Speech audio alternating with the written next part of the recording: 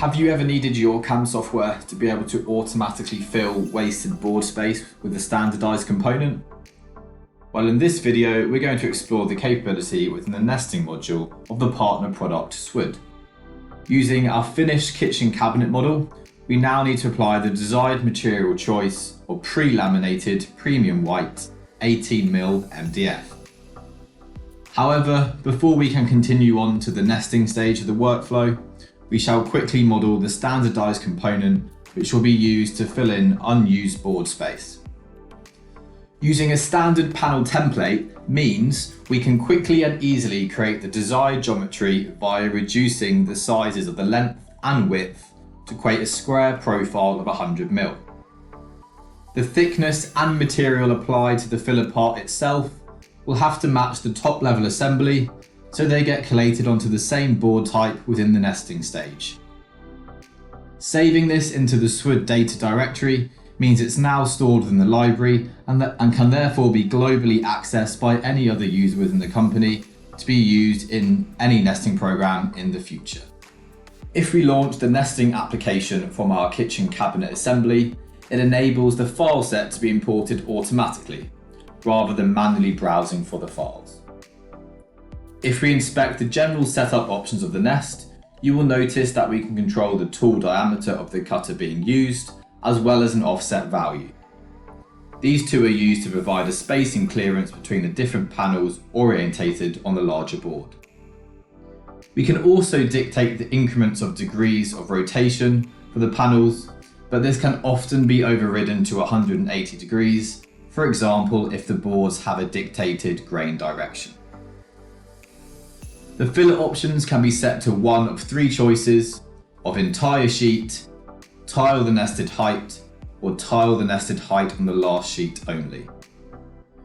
If we generate the nested layout at the moment, we'll be left with the most effective use of board space via SWOOD's algorithms to position and reorientate all panels within the kitchen cabinet assembly.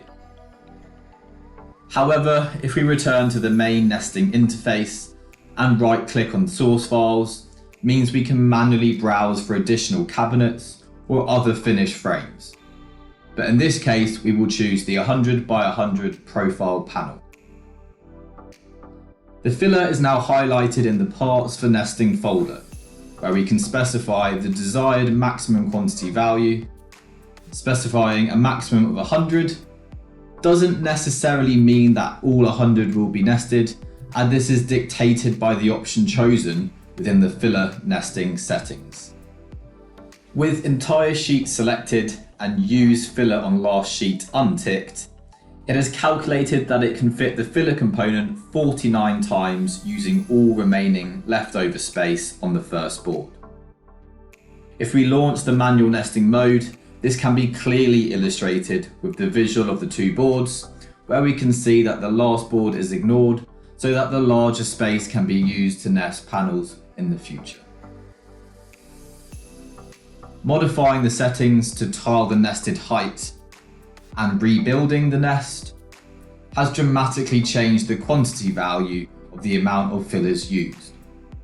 This is because it uses just the leftover height or vertical space on the board, leaving room for longer panels to be cut out in the future.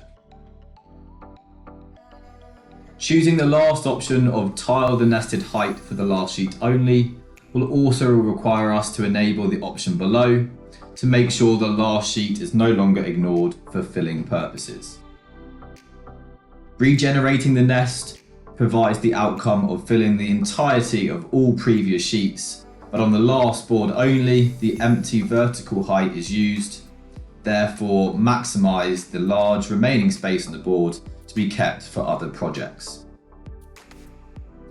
After a green tick, a new SOLIDWORKS assembly is created, where part level toolpaths are pulled up to the top level nest, whilst being easily able to flick between different board sheets at any time. I hope you have found this SWOOD CAM video informative in efficiently using leftover board space to cut out common standardized parts within your company.